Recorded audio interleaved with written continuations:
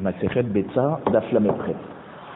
On avait expliqué qu'il y avait une marloquette entre Rav Osharia et Rabbi Yochanan à propos de est-ce qu'il y a Brera ou pas Brera. Brera, c'est est-ce qu'on dit que rétroactivement ce que j'ai choisi pendant Yom Tov, c'est ce que j'aurais choisi Erev Yom Tov.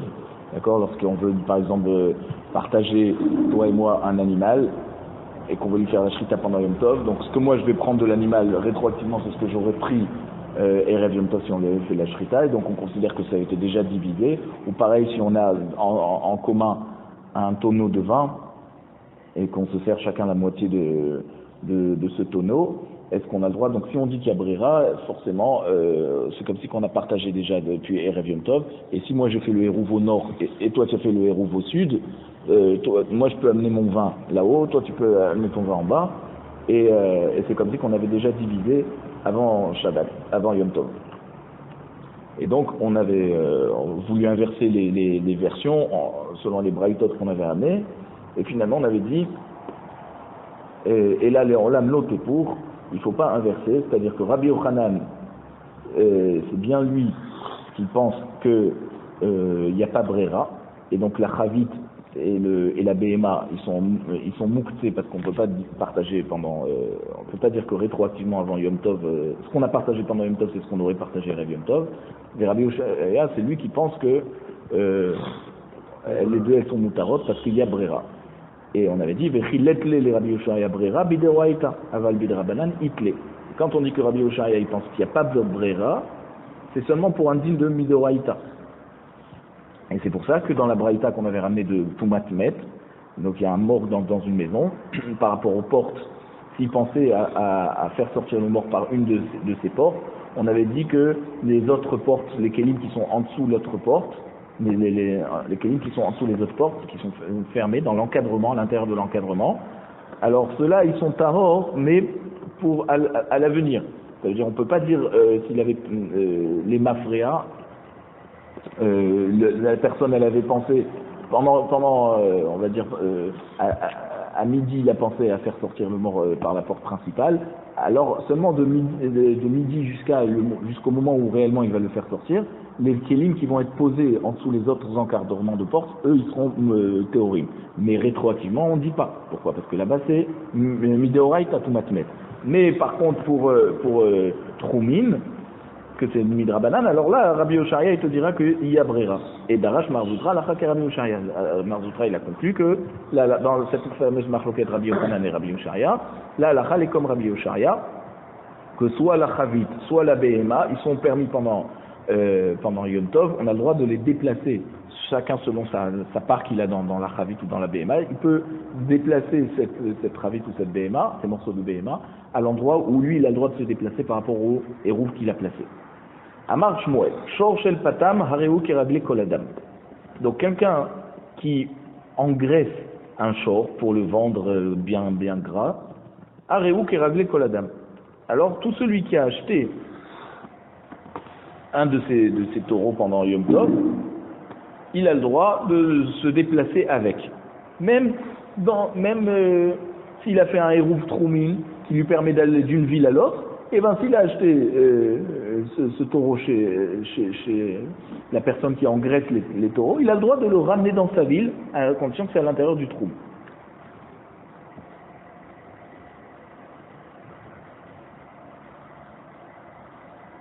Et pourquoi?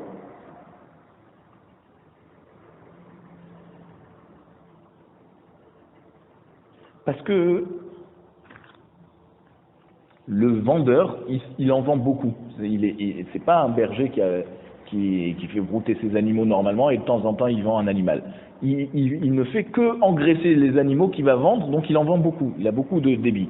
Donc le vendeur, déjà Erev Yom Tov, il a l'intention que tout celui qui va venir lui acheter, la BMA qui va lui être vendue, elle sera considérée à lui comme déjà depuis Erev Yom Tov, et donc elle pourra se déplacer avec l'acheteur, là où l'acheteur il a posé son hérouv. Maintenant, Shor Shel Roé, un taureau qui appartient à un berger, donc ça veut dire c'est un berger, il a un troupeau d'animaux pour lui-même, et de temps en temps il en vend un ou deux comme ça, mais en général c'est pour lui-même. Alors, Hareu Keragle Ota Ha'ir. Là, c'est si on l'a vendu pendant Yom Tov, la BMA, elle peut se déplacer seulement à l'endroit où les gens de la ville dans laquelle elle a été achetée, eux, ils peuvent se déplacer. Parce qu'en général, ils vendent à des gens des Shrenim, des Chaverim, qui sont de la même ville.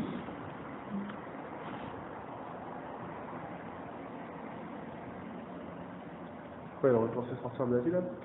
Voilà, donc justement, si toi tu viens d'une autre ville et tu achètes d'une personne qui engraisse les taureaux, là tu peux la ramener dans ta ville.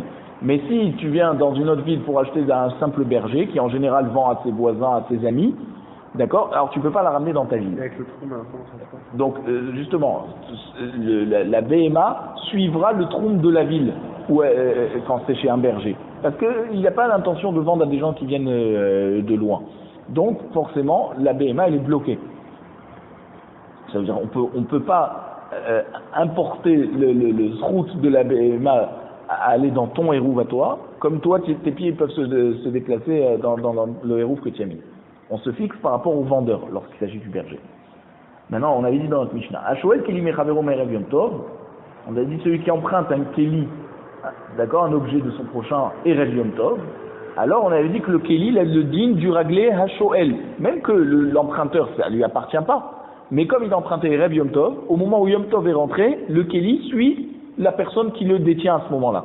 Donc si c'est l'emprunteur, eh ben, le Keli pourra être déplacé à l'endroit où l'emprunteur pourra se déplacer.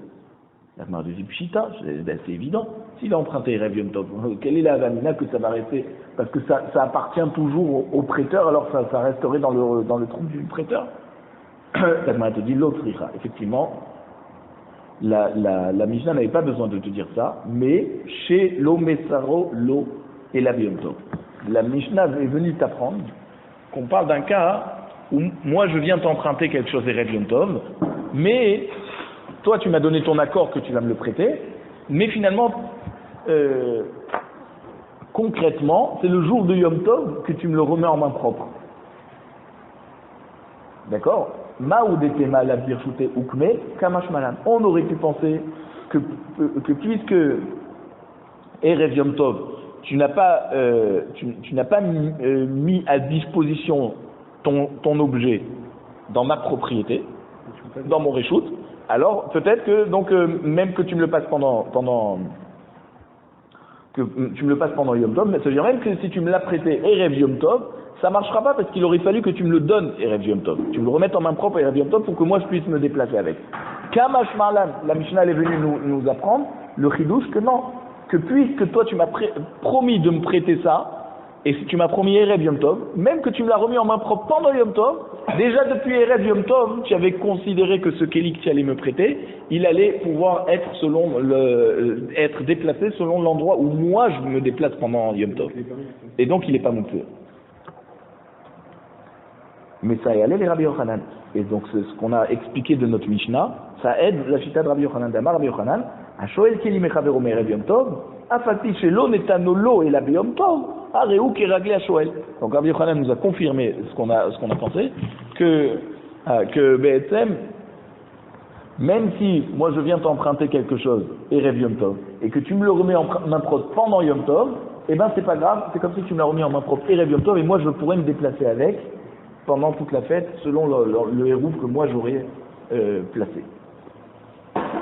Après on a dit dans Mishnah, Be Yom Tov qui a réglé à Mash'il. Si moi je viens t'emprunter pendant Yom Tov, alors c'est vadaï que le Keli il est considéré par rapport au prêteur. Donc toi, si le Keli, toi tu peux te déplacer avec que dans la ville et pas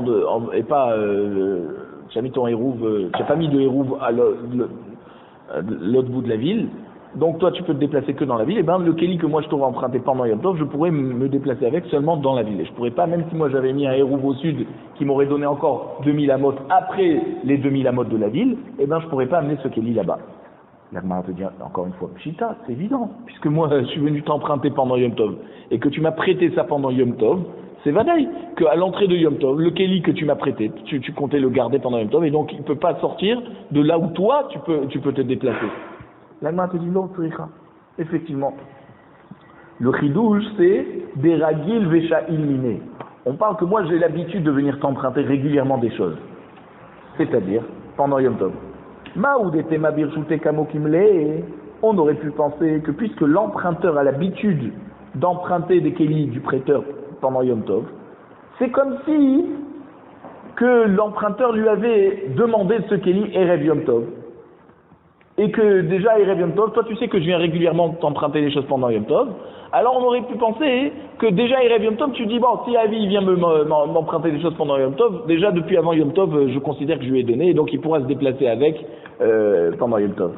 Kamash Malan que non. Mais Mar Amar, le prêteur il va se dire dans sa tête, Dilma Mashkar Inishacharina, Veazil Veshail Mine. Peut-être que celui qui a l'habitude de m'emprunter des choses, il va trouver quelqu'un d'autre, d'accord, et il va lui emprunter à lui. Donc il ne va pas venir m'emprunter à moi. Donc moi, mes kelim et Erev Yom Tov, je ne peux pas les considérer être mis à disposition de celui qui a l'habitude de m'emprunter des choses. Parce que peut-être que ce jour-là, Pitom, il ne va pas venir chez moi, il va emprunter à un autre voisin. Même si j'ai l'habitude, le prêteur, il pourra toujours se dire, peut-être qu'il ne va pas venir. Ouais. Donc on ne peut pas considérer que c'est sûr que la personne qui vient emprunter pendant Yom Tov, le prêteur lui a déjà réservé tous ses objets depuis Erev Yom Tov, et que ça permettrait à l'emprunteur de pouvoir les déplacer à l'endroit où il a l'habitude d'aller, où il a posé le héros. Ça, c'est le chidouche de notre Mishnah.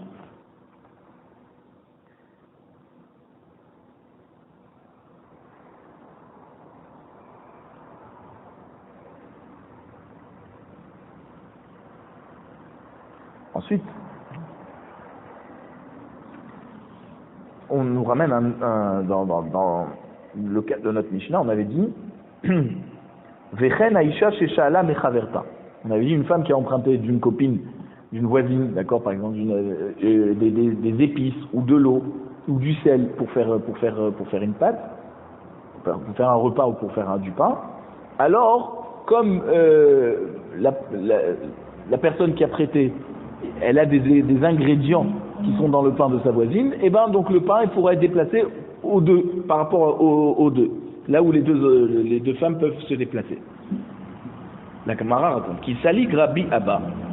Quand Rabbi Abba était sur le point de partir de Bavel et monter en Eretz Israël, il a fait ça à Liya. Amar, il a fait une tfila. Yehe ra'ava de ema milta de titkabel. C'est-à-dire, Yehi ratson qu'Akadosh Baruch Hu fasse que quand j'arriverai là-bas en Eretz Israël, je pourrai enseigner des divrei Torah qui seront acceptés par les Chachamim d'Eretz Israël, qui vont pas me repousser et que je vais être tout honteux. Voilà la tefila qu'il a fait. Qui salik, quand il est donc parti, donc il est arrivé en Eretz Israël, Ashkeche les Rabbi Yochanan. Rabbi Abba, il a trouvé Rabbi Yochanan qui était en Eretz Israël. Ve Rabbi Hanina bar Papé, Rabbi Hanina bar Papé, ve Rabbi Zira. Ve'amrela Rabbi Abaou ve Rabbi Shimon ben Pazi ve Rabbi Tzrak Nafra. Il y en a qui disent que c'était pas Rabbi Yochanan, c'était Rabbi Abaou, Rabbi Shimon ben Pazi, Rabbi Tzrak Nafra. Ve'yatvi ve'kamre. Et ces trois chachamim étaient assis, ils disaient Amaï.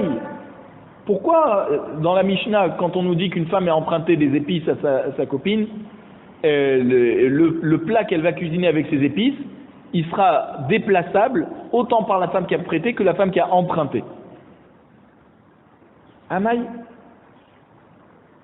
Velivtil, maïm, vemelach, legabé aïssa. On devrait considérer que l'eau et le sel, d'accord, Léa, elle a emprunté de Rachel de l'eau et du sel. On aurait dû considérer que l'eau et le sel sont battels par rapport à la pâte, et donc Léa qui a emprunté, elle pourra déplacer son pain. Mais Rachel qui lui a prêté le sel et l'eau, c'est battel par rapport à la pâte. Et donc Rachel qui a prêté le sel et l'eau ne pourrait pas déplacer ce lechem à l'endroit où elle a l'habitude d'aller. Parce qu'on devrait considérer Batel Berov. Ça c'est la question des Chachamim. Pourquoi notre Mishnah n'a pas considéré l'option de Batel Berov? Il y a un rov de farine, d'accord, il y a du pain devant nous. Combien il y a d'eau et de sel dedans par rapport à la pâte qui a été formée? La majorité, c'est le pain. Donc on devrait considérer que même que Rachel elle a prêté de l'eau et du sel, c'est Batel Berov par rapport à la pâte. Et il n'y a que Léa qui pourrait se déplacer avec. Et pas comme la Mishnah nous a dit que Rachel et Léa peuvent. Amar Léo Rabbi Abba. Rabbi Abba leur a répondu. Tourne la page.